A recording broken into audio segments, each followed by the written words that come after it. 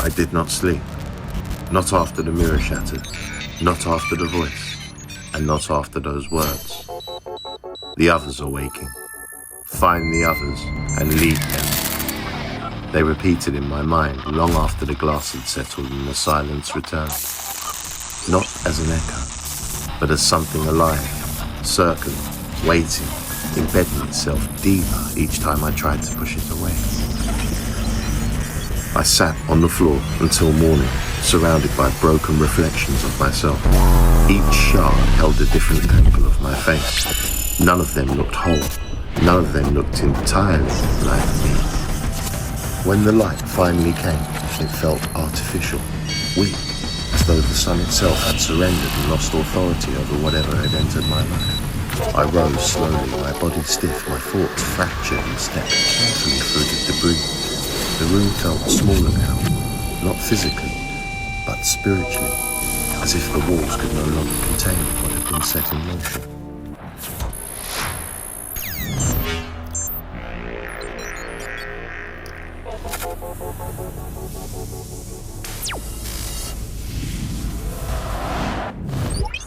I didn't clean the glass. I couldn't. Some instinct told me it mattered that it remained exactly as it had fell. The world outside had not changed. That was the most disturbing part. People still rushed past each other with coffee in hand, eyes glued to screens. Cars still filled the streets. Conversation still rose and fell in meaningless passings.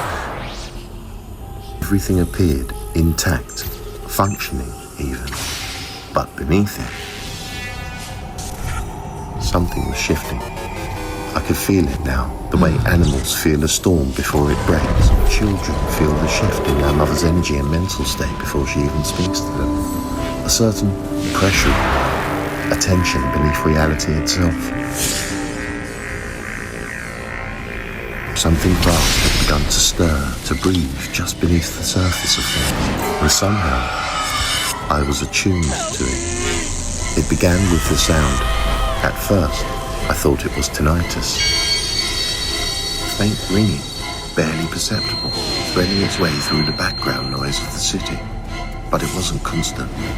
It came in pulses, rhythmic, intentional, like a signal. I stopped in the middle of the street, ignoring the irritated looks of strangers brushing past me, and listened more closely.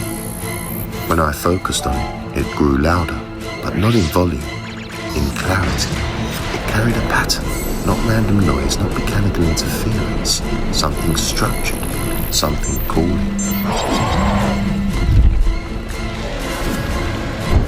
I didn't understand how, but I knew what to do. I followed. The signal led me through parts of the city I rarely noticed before. Down side streets where the light didn't quite reach, past boarded-up buildings and shuttered shops, their windows layered with dust and time. Graffiti crawled along the walls, symbols I had once dismissed as meaningless now seemed deliberate, repeating in forms I had begun to recognize from my reading. Circles within eyes without pupils, lines intersecting at impossible angles. I paused in front of one mark and sprayed across a crumbling brick wall. 3 vertical lines, crossed once through the center. Something about it made my chest tighten. I had seen it before. Not here, in a dream. The sound intensified, a low hum now, vibrating just beneath my skull. I turned a corner and stopped. There was someone standing at the far end of the alley, not moving, not speaking, just standing. At first, they looked ordinary. A man, perhaps, or a woman.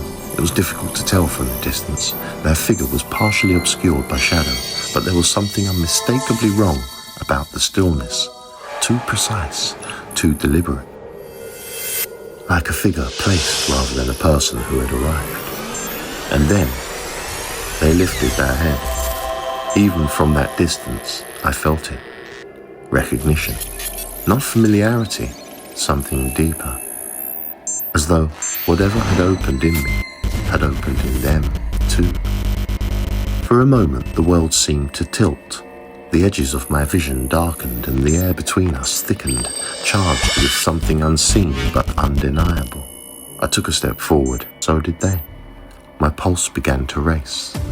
Another step, closer now, close enough to see their face. And that's when I realized they were afraid, not of me, of something else. Do you hear it too?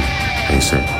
Their voice was low, urgent, controlled, in the way someone controls themselves when they are close to breaking.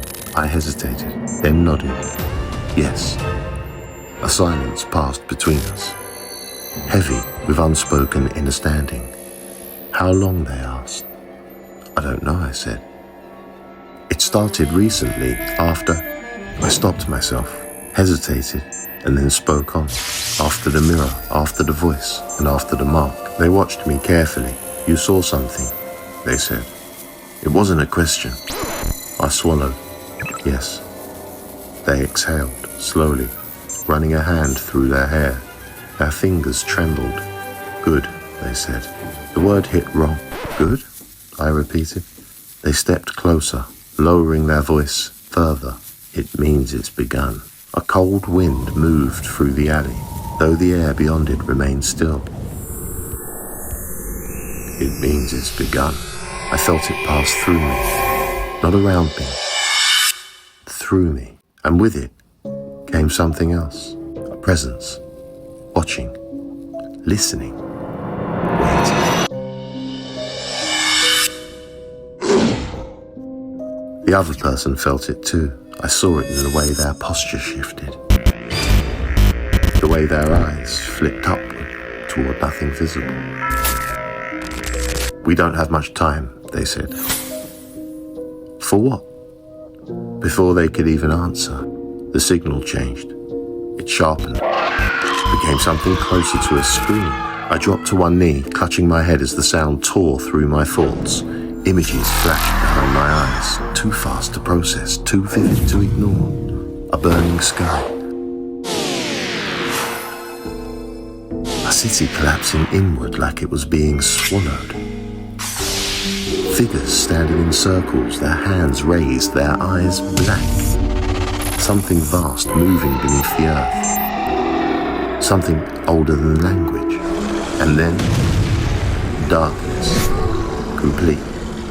Absolute. When I looked up, the other person was staring directly at me. Not with fear this time, with certainty. They've seen you, they said. A chill ran through me. Who?